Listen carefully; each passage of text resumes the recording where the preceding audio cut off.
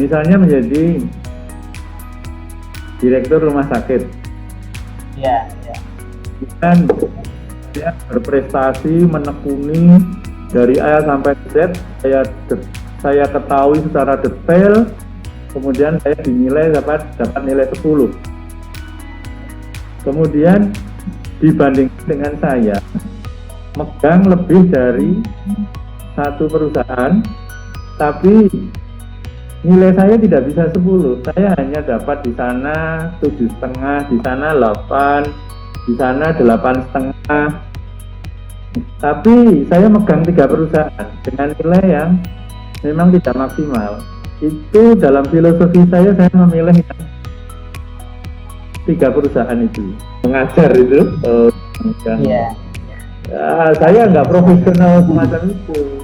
Tapi saya bisa memberikan transfer keilmuan yang lebih bersifat kondisi di lapangan.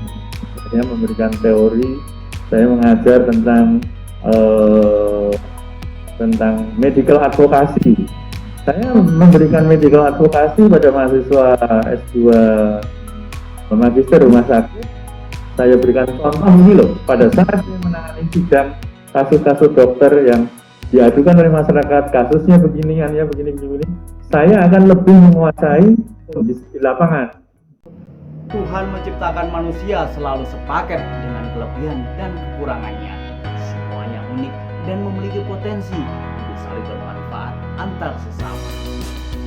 Namun ada yang memang dianugerahkan dengan kelebihannya, jika dimaksimalkan maka akan menjadi di atas rata-rata. Wujud syukurnya bagi yang mendapatkan terkadang tidak hanya untuk pribadi dan dirinya, namun mau berbuat lebih agar lebih luas bermanfaat bagi sesama. Dia bisa dikatakan menjadi salah satu di antaranya yang dianugerahi kecemerlangan dan kecerdasan oleh Sang Pencipta, yakni Dr. Gigi Haji Edi Sumarwanto, MM, MHS. Meski terlahir dari keluarga sederhana, berkat keuletan dan juga ketajaman pikirnya, ia berhasil meraih pendidikan dokter dan doktornya, bahkan 2 gelar magister sekaligus ditaklukkannya di 2 bidang yang berbeda. Tak hanya sekedar mendedikasikan diri sebagai seorang dokter gigi, juga bidang kesehatan secara umum, namun sekaligus mendidik mahasiswa di sejumlah perguruan tinggi baik negeri maupun swasta. Saya Ahmad Widodo sejam ke depan akan memandu Anda untuk berbincang dengannya, mencari inspirasi dan keteladanan untuk edukasi.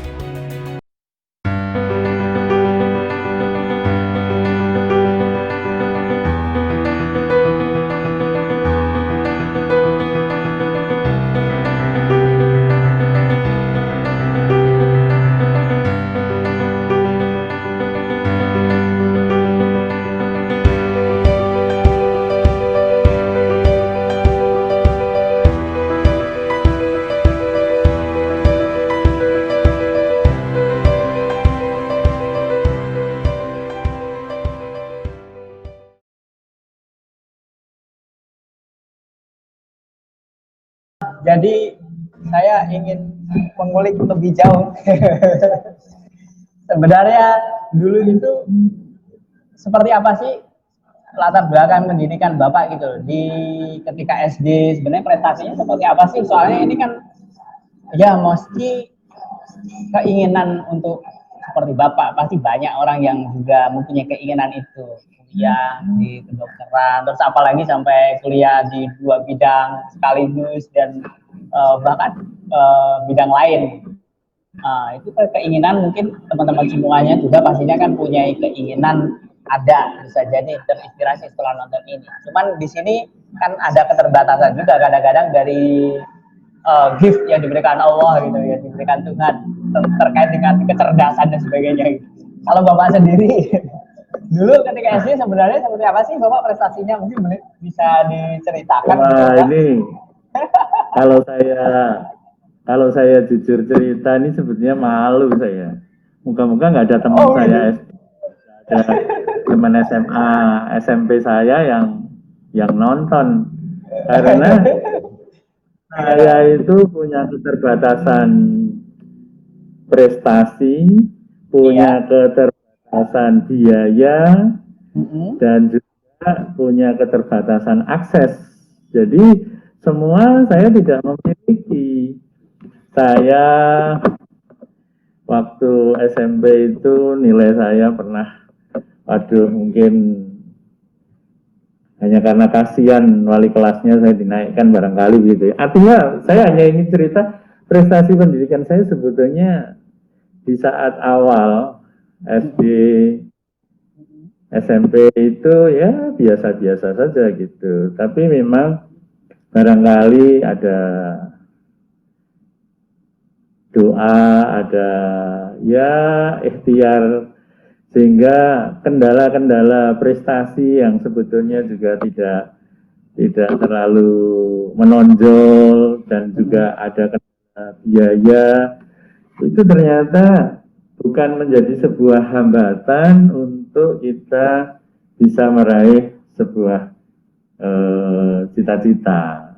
Jadi saya kadang sedih kalau melihat orang terlalu banyak argumen atau alasan untuk tidak berprestasi dengan menyebut tentang nggak punya biaya lah, atau mungkin wah berat lah sekolah. Enggak, saya kira persoalannya hanya dia mau apa enggak, mau nyoba apa enggak, semangatnya itu masih ada apa tidak. Kalau ada, maka filosofinya kan 1001 jalan menuju ke Roma.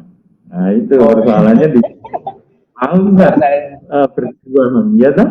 Jadi saya kira saya melihat banyak anak-anak muda yang sebetulnya kalau saya lihat ini punya potensi luar biasa di sini. Kalau hanya untuk sekolah ini aja. Contohnya misalnya begini, ini agak sedikit cerita pribadi. Saya punya pembantu. Pembantu saya itu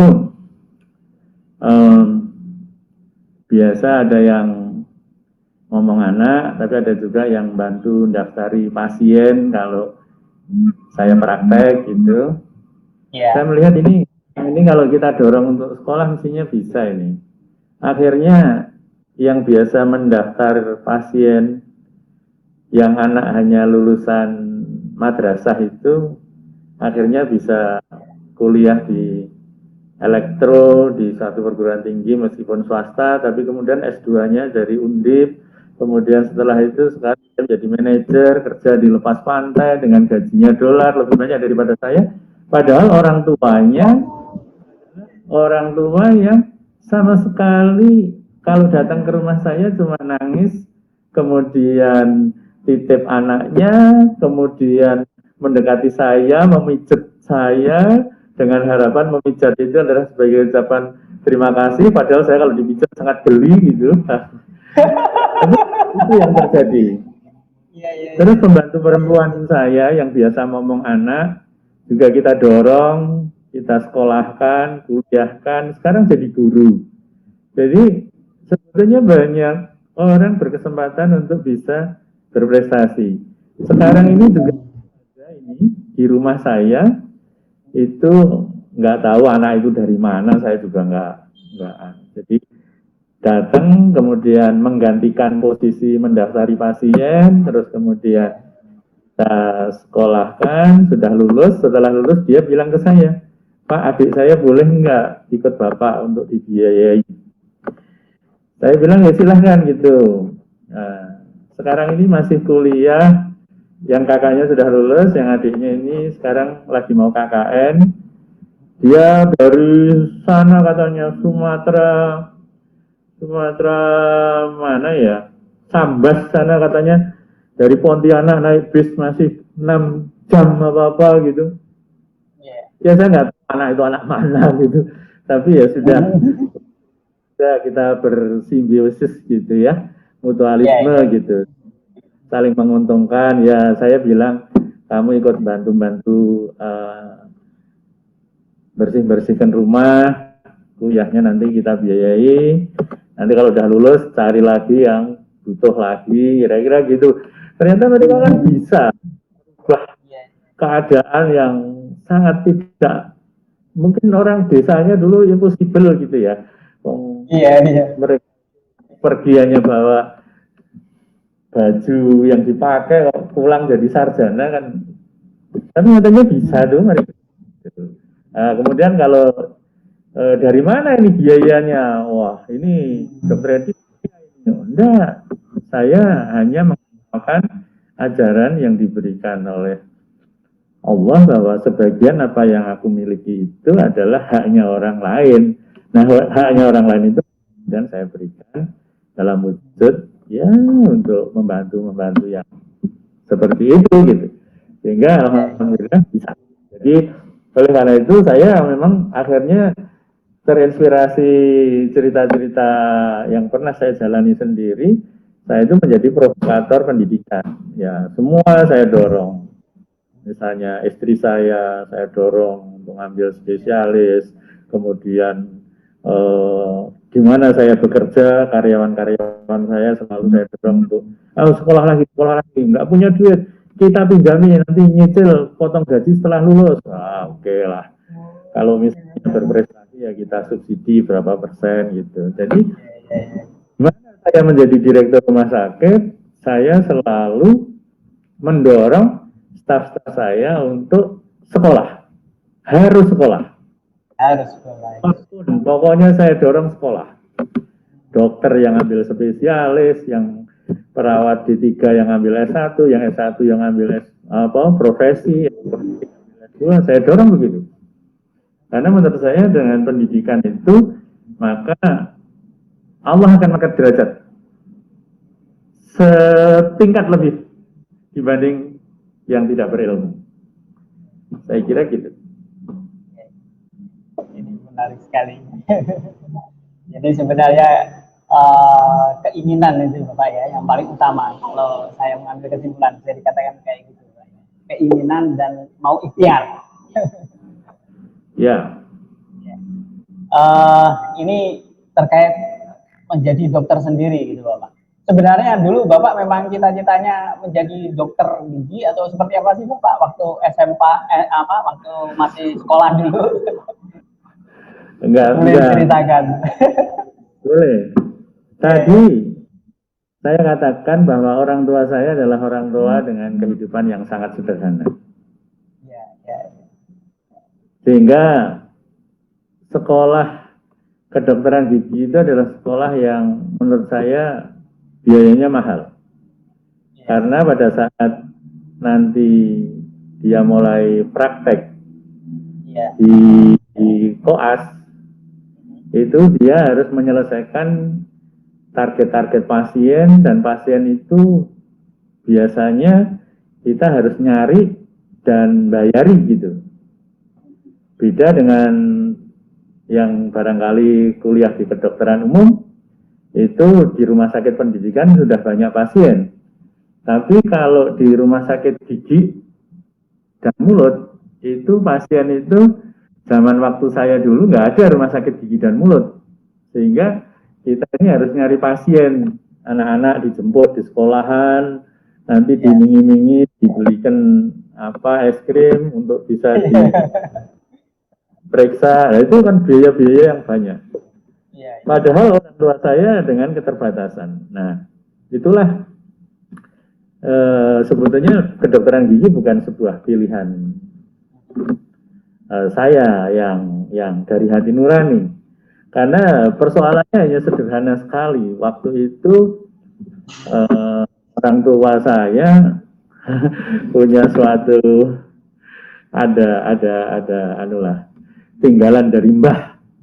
Itu sebidang tanah, sebidang tanah yang karena cukup strategis itu mau dijual untuk dibelikan yang di pelosok supaya luas. Saya bilang jangan, itu prospek untuk masa depan, saya bilang gitu. Dalam pandangan saya yang saya sudah mulai menganalisa perkembangan kalau punya aset tanah di lokasi strategis itu nanti pasti akan sangat menguntungkan gitu. Tapi orang tua saya waktu itu berusaha keras dengan mengatakan, kamu anak nggak tahu persoalan kebutuhan orang tua ini, nanti dibelikan sawah di pelosok, nanti dapat luas, nanti bisa ditanami padi, hasilnya lebih banyak. Saya bilang, ke depan itu bukan pertanian, ini memang nanti harganya akan naik, saya bilang gitu. Nah, dari situ karena orang tua nampaknya tetap kekeh, saya bilang, kebetulan di sekolahan saya, SMA itu, kepala sekolah saya memberikan penjelasan, sekolah yang mahal biayanya itu di kedokteran gigi, karena di samping saat praktek itu butuh biaya banyak, nanti sudah lulus nggak bisa bekerja kalau nggak punya kursi gigi. Jadi, informasi itu kemudian saya gunakan untuk mencegah orang tua saya daftar kedokteran gigi, terus kemudian saya keterima, terus saya bilang sekarang boleh dijual, tetapi saya dibelikan kursi gigi, saya bilang gitu. Orang tua saya nggak mau. Nah itu kecelakaan itu. Kecelakaan. Nah, tapi kecelakaan yang membawa hikmah lah.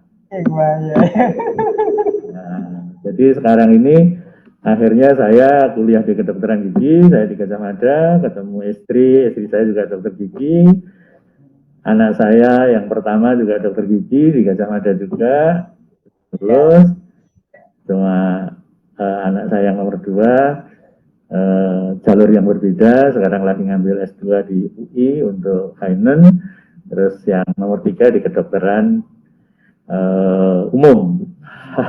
Jadi ceritanya jadi bukan sebuah cita-cita yang luhur, tapi saya kira begini, semua bisa diambil hikmahnya. Orang yang sudah di jalan apapun, kemudian jangan menyesali jalan itu, coba cari nilai-nilai positif apa yang bisa dikombinasikan dengan posisi itu. Jadi di kedokteran gigi, padahal saya suka manajemen, maka saya kemudian belajar manajemen.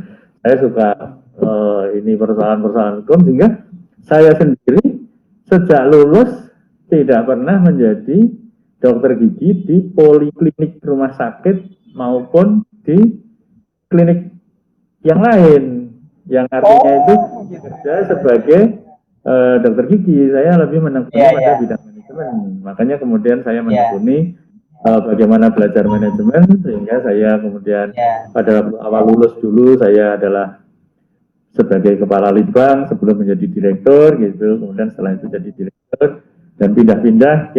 Saya sudah pindah menjadi direksi itu 6-7 rumah sakit ya. Jadi pertama kali saya jadi direksi itu rambut saya masih hitam, umur saya masih 29. Yang ini sudah 31 tahun sudah jadi direktur ya. Tapi tidak sakit, benar-benar. Saya kira itu yang saya ingin berikan satu motivasi kepada para pemirsa, bahwa tidak ada hambatan untuk meraih sebuah cita-cita. Kendala-kendala yang ada itu bisa disiasati. Jangan lupa senantiasa berdoa, memohon perlindungan kepada Tuhan, karena semuanya itu Tuhan yang menentukan. Jadi tetaplah tersenyum, bukan karena kita bebas dari masalah, tetapi karena apa yang akan terjadi esok itu adalah skenario yang terbaik dari Allah. Saya kira itu. Ini Bapak, secara umum mungkin tadi ceritanya Bapak ya tantangannya juga luar biasa dan sebagainya. Secara umum kadang dalam perjalanan kehidupan ini kan ada fase benar-benar ujian yang sangat berat gitu Bapak, tantangan berat yang harus dilalui. Dalam proses Bapak ketika mulai kuliah, kedokteran, bahkan juga kuliah di bidang lain juga, tadi di finance dan sebagainya, yang sampai Bapak mulai berkarir juga masih kuliah lagi juga. Kapan titik terberat Bapak yang Bapak anggap sebagai itu cobaan yang benar-benar tidak sederhana, dan Bapak pada akhirnya bisa melewati itu, gitu, Bapak, dan bahkan bisa dikatakan bisa menjadi titik balik Bapak sendiri. Ada nggak Bapak proses yang dialami dalam perjalanan kehidupan Bapak dalam kuliah, berkarir, dan sebagainya? Boleh diceritakan, mungkin itu akan menjadi bekal sangat bagus juga buat teman-teman ambil hikmah dalam kehidupan berkarir dan juga pendidikan. Silakan Bapak. Ya, jadi memang tantangan yang terbesar sebetulnya adalah justru ya dari diri sendiri ya, bahwa apakah kita ini sanggup melawan terhadap misalnya katakanlah kemalasan yang ada dalam diri sendiri, atau kesulitan-kesulitan yang itu akan kita menyerah atau bangkit gitu. Jadi misalnya yang saya contohkan, pada waktu saya menjadi direksi di rumah sakit di Solo, saya rumah di Semarang, saya menjadi direksi di Solo itu 9 tahun. Selama 9 tahun itu saya tidak pernah kos, saya laju dari Semarang. Dari Semarang pagi berangkat kerja, terus kemudian dari 9 tahun itu saya gunakan sekitar 2 tahun untuk nyambi sekolah ke Jogja. Sehingga saya begitu nyampe di Solo, kira-kira jam 8, jam setengah 9, kemudian kerja, sore saya berangkat ke Jogja, dari Jogja kemudian selesai kuliah malam, saya pulang, tapi tidak ada kendaraan bis dari Jogja ke Semarang. Bis itu harus ke Solo lagi. Sehingga saya harus ke terminal Tirtonadi Solo di tengah malam, kira-kira jam 12 malam, itu baru ada bis Damri, jurusan Jakarta, saya naik turun Semarang. Itu sampai di Semarang kira-kira setengah 2 malam. Itu dari Senin sampai Jumat. Dan itu dari sisi hambatan fisik, pasti sangat melelahkan. Dari sisi finansial ya karena tidak ada beasiswa, terus kemudian masih harus belajar, masih harus ujian dan sebagainya, dan saya tidak kos, tidak punya sarana yang lebih, misalnya kalau mobil pribadi, kemudian ada sopir, nggak ada cerita seperti itu. Jadinya sekali lagi kalau ditanya tentang hambatan, yang terbesar adalah sebetulnya sekali lagi dari diri kita sendiri. Apakah kita mampu melawan kelemahan-kelemahan yang ada dalam diri sendiri, seperti kemalasan, mudah menyerah, atau kemudian merasa udahlah sekarang toh sudah kerja, sudah jadi direksi, ngapain susah-susah lagi gitu ya. Kalau itu yang muncul ya pastinya saya tidak akan jalan lagi, saya akan angkat tangan gitu. Tapi dengan senantiasa ada semangat dan lalu mohon pada Allah moga-moga diberikan kekuatan, ya alhamdulillah sih bisa gitu. Sehingga sebetulnya sih ya saya tidak bisa menceritakan semuanya di sini tentang apa yang saya lakukan karena saya khawatir karena tidak ditanya nanti tidak riak gitu ya. Tapi bahwa saya mencoba melakukan ya di bidang pendidikan aktif, saya mendorong untuk berdirinya program studi baru. Saya pernah merintis pendirian perguruan tinggi yang alhamdulillah sekarang sudah menjadi universitas di Pekalongan sana. Kemudian di Semarang ada program studi kedokteran gigi yang saya kebetulan juga menjadi ketua tim pendirian program studi itu gitu. Jadi kita coba untuk manfaat bagi banyak orang lah, kira-kira gitu. Terus tentu karena saya juga belajar dulu dari koperasi tentang bisnis, ya bagaimana saya juga harus ya sedikit-sedikit ada ilmu bisnis yang diaplikasikan untuk kepentingan bisnis pribadi, misalnya kayak gitulah. Supaya ibarat berdiri itu jangan pakai satu kaki gitu. Sehingga kalau kaki yang itu di apa ya, gedegling gitu kalau ya hewan Jawa itu ditendang, itu masih bisa iya. berdiri dengan satu kaki gitu. Oke, saya itu yang barangkali memberikan sebuah gambaran bagi para pemirsa.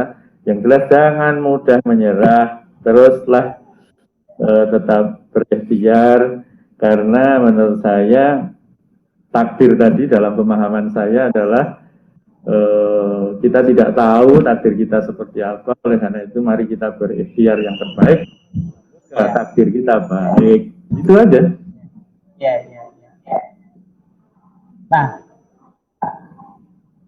ya Bapak, ini menyangkut terkait tadi Bapak, dengan kesibukan seperti itu. Halo? Ya? Ya, Bapak kan dengan kesibukan tadi yang diceritakan gitu, ya kerja, ya ini bahkan bisa dikatakan sambil kuliah dan sebagainya. Yang terpikir jadi begini, ini mungkin penting juga buat inspirasi teman-teman semuanya Bapak yang kuliah, selain kuliah juga sambil bekerja juga gitu. Bagaimana Bapak itu menyiasati Bapak belajarnya dan sebagainya, waktunya sendiri gitu Pak? Ya, jadi begini, ini juga harus dikaitkan filosofi hidup. Iya. Filosofi hidup. Ya. Jadi saya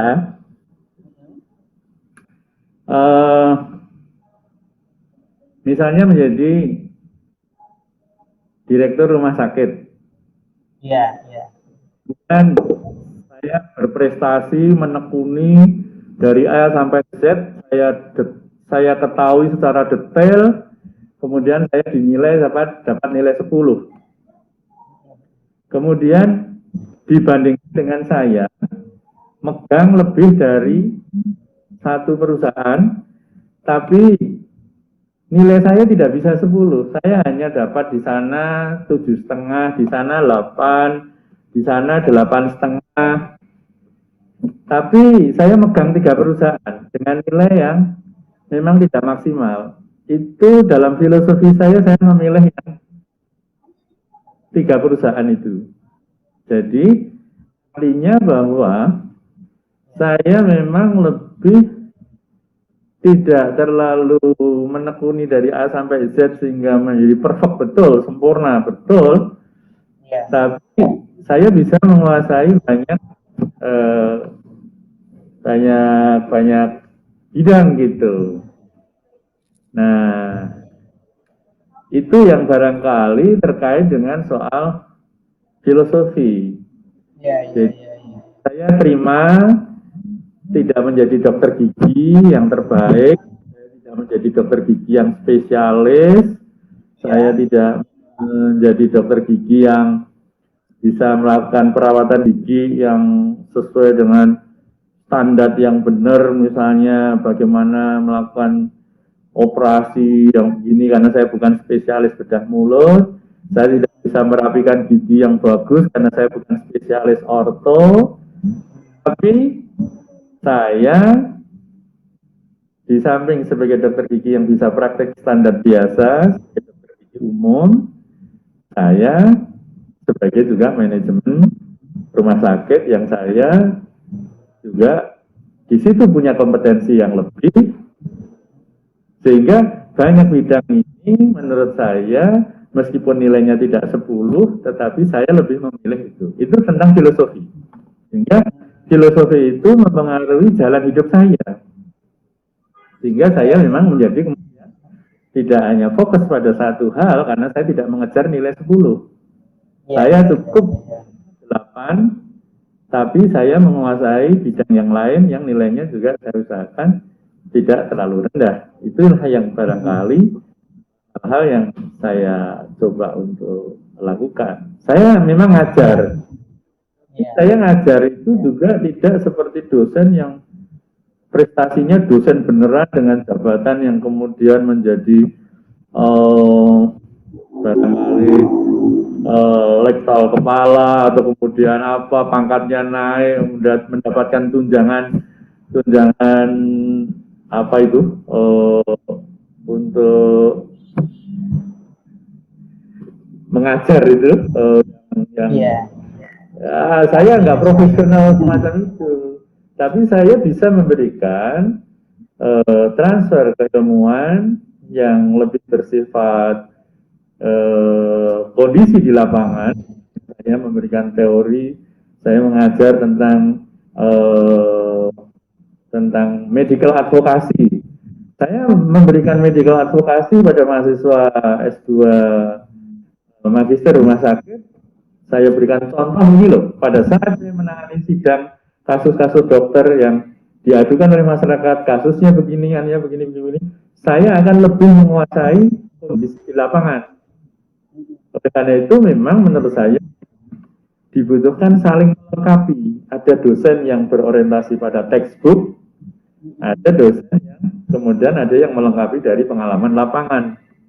Nah, memang saya tidak seperti para profesor itu, tapi saya akan berusaha untuk melengkapi. Jadi ini filosofinya hidup, memang saya lebih baik tidak nilai 10 tidak apa-apa, tetapi saya harus megang banyak perusahaan dengan meskipun nilainya hanya 8 masing-masing. Jadi itu gambarannya seperti itu, Mas. Ya. Wah, ini menarik sekali nih, Pak. Nah, itu saya pikir pasti akan salah satu jadi referensi teman-teman yang nonton juga, Pak. Oke, Bapak, ini terkait tadi di pendidikan sudah, di kesehatan sudah. Mungkin ini Bapak, prestasi kalau di pendidikan tadi kan Bapak juga pengabdiannya seperti apa, sedikit digambarkan, termasuk sampai buka prodi atau jurusan tadi di salah satu kampus dan sebagainya, bahkan juga mempelopori para staf dan sebagainya, melanjutkan pendidikannya dan sebagainya. Nah, kalau di kesehatan sendiri Bapak, mungkin dalam proses Bapak kan kita lihat di CV-nya banyak sekali nih Bapak bergerak di kesehatan kan, bidang kesehatan baik di organisasi maupun komunitas dan sebagainya. Mungkin apa Bapak hal pengabdian di bidang pendidikan kesehatan sendiri?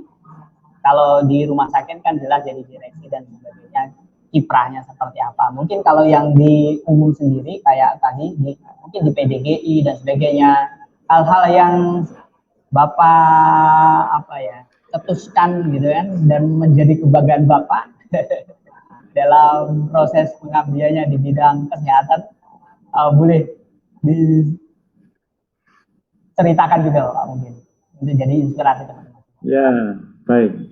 Saya sebetulnya kalau bidang kesehatan ini ya awalnya agak malu juga. Saya itu dulu pegawai negeri. Kemudian saya mengundurkan diri dari PNS. Saya lebih memilih bekerja di swasta.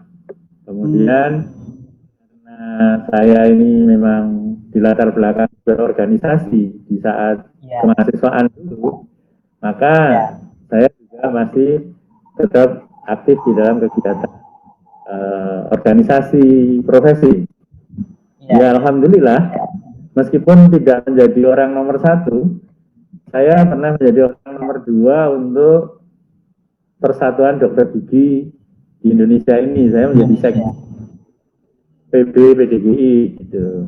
Dan sekarang juga masih menjadi pengurus pusat untuk dokter gigi, tapi di bidang etik. Barangkali memang semakin tua itu sudah diharapkan semakin arif, terus diminta untuk ngurusi soal etika gitu. Nah, dikaitkan dengan bagaimana mengembangkan di bidang kesehatan ini, ya saya terus di dalam perumah sakitan ini aktif. Saya juga menjadi pengurus di bidang perhimpunan rumah sakit, baik di Jawa Tengah. Saya menjadi ketua kompartemen hukum dan etik, kemudian di pengurus rumah sakit di pusat, di Jakarta di pengurus apa namanya PB-nya ya, pengurus besarnya. Iya, iya. Saya juga menjadi salah satu di kompartemen hukum yang sebelumnya juga pernah menjadi wakil sekjen. Terus kemudian di kesehatan keagamaan saya juga menjadi pengurus kesehatan di Muhammadiyah, baik di Kota Semarang, pengurus di tingkat Jawa Tengah, bahkan juga yang di pimpinan pusat Muhammadiyah saya juga menjadi pengurus di bidang kesehatan Muhammadiyah. Jadi kiprah itu masih terus kemudian untuk standar mutu rumah sakit supaya tetap terjaga, saya juga menjadi asesor akreditasi rumah sakit gitu. Bahkan alhamdulillah juga menjadi salah satu anggota Dewan Pembina di komisi akreditasi rumah sakit itu. Di samping juga untuk memberikan rumah sakit yang sementara ini itu yang Dewan Pengawas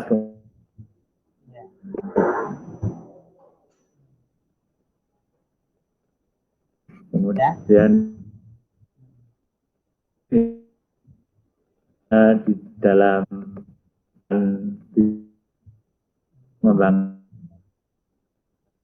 saya kira itu Mas yang tetap tidak meninggalkan dari sisi kaki saya sebagai berkiprah ya. Tidak terasa sudah hampir habis ini.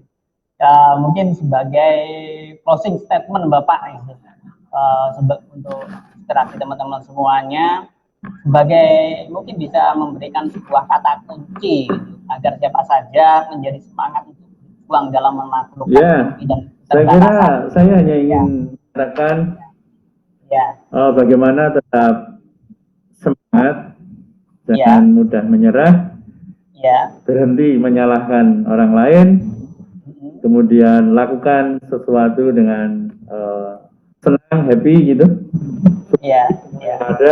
Dan terus tetap berikhtiar, jangan lupa mohon perlindungan pada Tuhan. Semoga apa yang dimudahkan oleh Tuhan. Amin. Baik Bapak, terima kasih banyak atas sharingnya pada siang kali ini.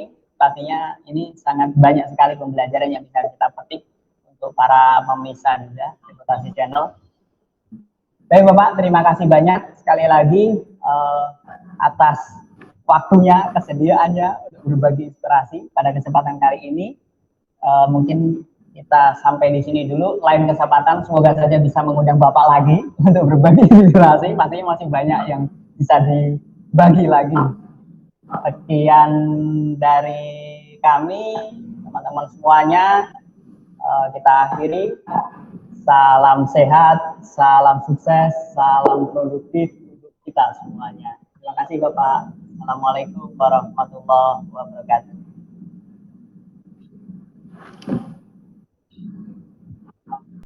Sampai ketemu di episode berikutnya dengan tokoh dan profesional yang berbeda. Salam sehat, salam sukses, salam produktif untuk kita semua.